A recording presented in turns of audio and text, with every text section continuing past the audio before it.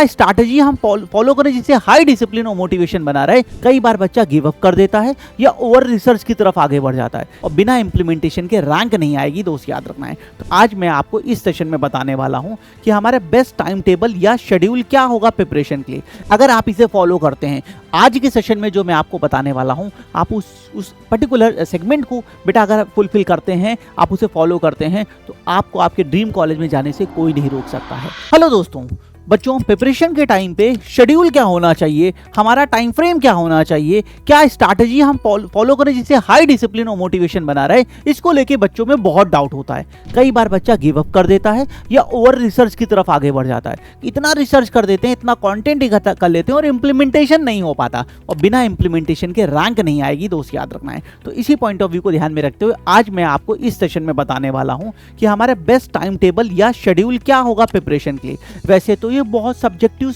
बेटा क्वेश्चन है, बट इसको मैंने काफी हद तक डिकोड करने की कोशिश की है और एक डिसिप्लिन वे में एक परफेक्ट चीज आपके सामने रखने की कोशिश की है। बच्चों अगर आप इसे फॉलो करते हैं, आज के सेशन में जो मैं आपको बताने वाला हूं, आप उस पर्टिकुलर सेगमेंट को बेटा अगर फुलफिल करते हैं, आप उसे फॉलो करते हैं, तो आपको आपके ड्रीम कॉलेज में जाने से कोई नहीं रोक सकता है। इस चीज़ को बिल्कुल ध्यान रखिएगा, क्योंकि रिजल्ट हमेशा आता है कंसिस्टेंसी और डिसिप्लिन के साथ, ना कि ओवर रिसर्च से, ना कि पैनिक करने से। तो आज हम क्या देखने वाले हैं बच्चों, एक शेड्यूल मैं आपको बताऊंगा जो आपको फ्रीडम भी देगा, जो आपको टाइम भी देगा, पर अगर आप डिसिप्लिन के साथ फॉलो करेंगे, कहा नहीं जाता है अगर आपको मंजिल पे पहुंचना है तो रोज थोड़ा थोड़ा चलते रहें।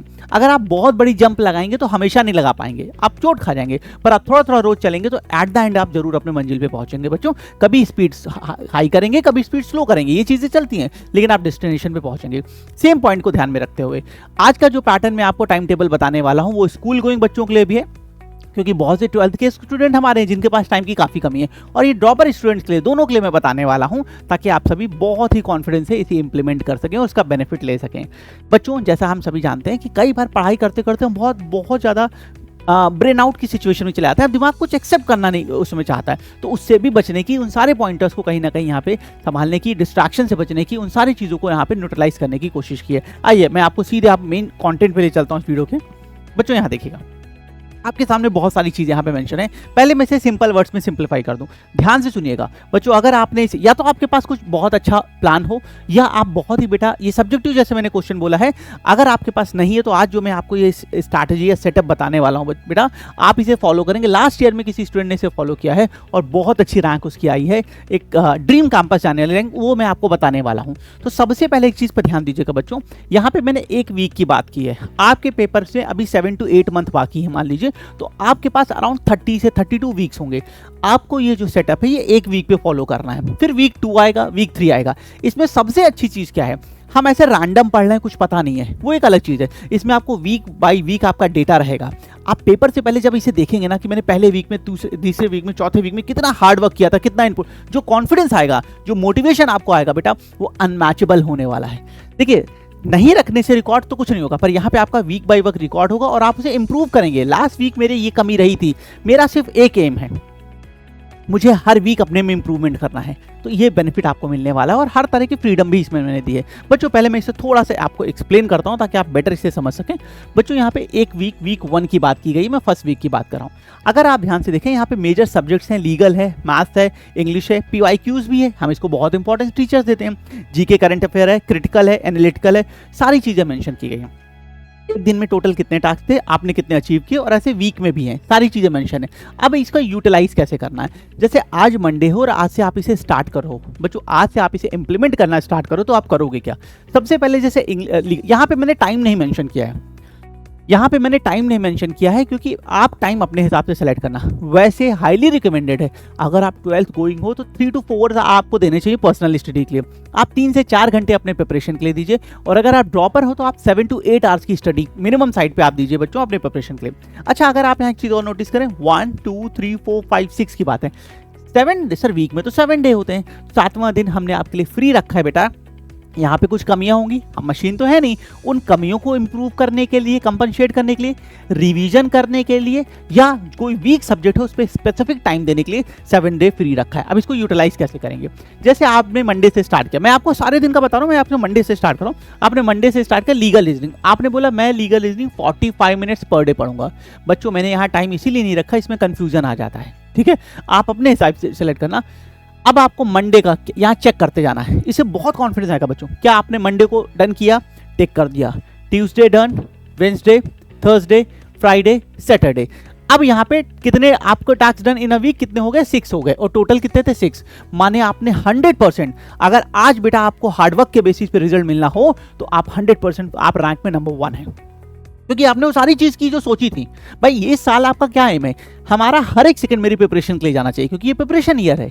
लाइफ में तो सब कुछ दोबारा मिल जाएगा, पर ये तो नहीं मिलेगा। तो आपने एक टारगेट डिसाइड किया था, मैं रोज 45 मिनट्स लीगल पढ़ूंगा। 6 दिन में की बात है, 6 दिन अचीव किया। प्रैक्टिकल में कभी 4 होगा, कभी 5 होगा, कभी 3 भी, ये सब चीजें आएंगी, तो उनको कैसे न्यूट्रलाइज करेंगे वो आगे बताएंगे। ऐसे बेटा आपको मैथ्स 45 मिनट्स है, क्या पर डे डन है, ये टाइम आप अपने हिसाब से सेलेक्ट करना बच्चों। ये क्योंकि सब्जेक्ट वाइज और आपकी स्ट्रेंथ वाइज और आपकी अदर क्या एक्टिविटी है उसके बेसिस पे वैरी करेगा, ऐसे आपको करते जाना है। अब एक चीज नोटिस करिएगा, इन सबको जब आप करेंगे मंडे को, तो टोटल डेली कितने टास्क थे यहाँ पे देखेंगे, 1 2 3 4 5 6 7 थे, और हमने अचीव कितने किए 7, और टोटल कितने थे 7। तो बच्चों अब इसका बेनिफिट क्या है, आप प्रतिदिन, आप हर दिन देख रहे हैं कि क्या आप अपने लक्ष्य की तरफ, अपने एम की तरफ 100% एनर्जी एफिशिएंसी से पढ़ रहे हैं, या सिर्फ सोच रहे हैं, बातें कर रहे हैं, रिसर्च कर रहे हैं। इनसे काम नहीं होगा, काम होगा इम्प्लीमेंटेशन से। क्या आपका इम्प्लीमेंटेशन 100% था?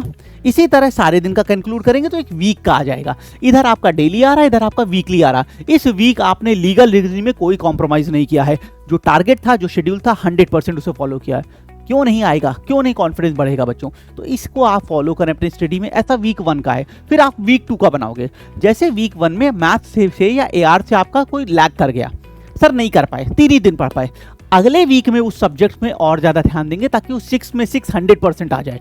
माने इससे आपको दिखेगा ना, यार लास्ट वीक में मेरी कमी रह गई थी दोस्त। इलेक्शन चाहिए ना, प्राउड फील कराना है पेरेंट्स को, तो ये कमी नहीं आनी चाहिए, क्योंकि अगर यहां कमी आ रही है तो पेपर में कमी आ जाएगी, ये याद रखना बच्चों। इस तरह आप वीकली आपके पास पूरा रिकॉर्ड रहेगा, ये मेरी कमी थी, मैं लीगल में वीक मेरे नंबर कम आ रहे हैं क्योंकि मैं कम टाइम दे रहा था, उसे आप कॉम्पनसेट करेंगे। अब 7th डे पे आते हैं। सर 7th डे आपके लिए फ्री है बेटा, आप वहाँ पे अपनी हॉबीज को फॉलो कर सकते हैं और अपने माइंड को थोड़ा फ्रेश कर सकते हैं। इसका एक और बेनिफिट है, वो क्या है बच्चों, कि अगर किसी कारण से आप इंग्लिश नहीं पढ़ पाए, इंग्लिश में आपने देखा सर इंग्लिश लैंग्वेज में सर आउट ऑफ द 6 में सिर्फ 2 टारगेट्स अचीव कर पाया, 2 डेज मैंने पढ़ाई की, तो आप उस बचे हुए दिन अपने इंग्लिश को ज़्यादा टाइम देके चीज़ों को कंपनसेट कर लीजिएगा। सेकंड, रिवीजन कर लीजिएगा। आपने जितनी सारी चीज़ें इस वीक में की हैं, आपको तो पता होगा आपने जो की हैं, उनको रिवाइज कर लीजिएगा। ये बेनिफिट है बच्चों। बिलीव करें दोस्तों, जब आप इसे 8, 9, 10 वीक फॉलो कर लेंगे ना, आपके पास बहुत अच्छा अपना असेसमेंट होगा। मैं कहाँ ज़्यादा स्ट्रांग हूँ, मैं कहाँ ज़्यादा वीक हूँ, कौन सा सब्जेक्ट मेरा वीक है, मैं कहाँ लैग करता हूँ, मैं कैसे उसे इंप्रूव कर सकता हूँ। आप अपने में एक्सपोनेंशियल चेंज पाने वाले हैं दोस्तों। तो इस चीज़ को 100% फॉलो करिएगा बच्चों। टाइम नहीं मेंशन है क्योंकि टाइम आपके हिसाब से होगा, पर चीज़ें ऐसी हों। और याद रखिएगा, सिलेक्शन बच्चों डिसिप्लिन से होता है, मोटिवेशन से नहीं। मोटिवेट तो आप थोड़े समय के लिए किसी से भी हो सकते हैं, पर डिसिप्लिन से अगर आप उसे फॉलो कर रहे हैं तभी आपका सिलेक्शन होगा, क्योंकि डिसिप्लिन एक हैबिट बनाता है और ये आपको लाइफ के अदर एस्पेक्ट में भी काम आएगा, जिससे आप रोज अपने मंजिल की तरफ, अपने ड्रीम की तरफ एक कदम आगे बढ़ते हैं बच्चों।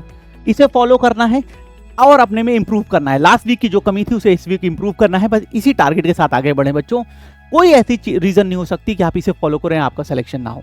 मुझे उम्मीद है अगर आप इसे फॉलो करेंगे तो बहुत कॉन्फिडेंस अपने अंदर चेंज पाएंगे। और आप सिर्फ वीक 1 और 2 फॉलो करिएगा, फिर कमेंट में मुझे बताइएगा बच्चों कि कैसा आपका एक्सपीरियंस रहा है इसके साथ। इस तरह का टाइम शेड्यूल आप फॉलो करें बच्चों अपने प्रिपरेशन के लिए, और आप पाएंगे कि आप में बहुत एक्सपोनेंशियली कॉन्फिडेंस वाइज और subject wise, knowledge wise change आ रहा। और एक और बेनिफिट बताऊं, जब पेपर से 2 दिन पहले सारा रिकॉर्ड आप देखोगे ना एक डायरी में या एक रजिस्टर में, सोचिए बच्चों क्या आपको नहीं दिखेगा कि आपने कितना हार्ड वर्क किया है, और क्या ये हार्ड वर्क इनपुट दिया तो इसका आउटपुट भी तो मिलेगा। बिलीव रखिएगा। मिलते हैं नेक्स्ट सेशन। Thank you.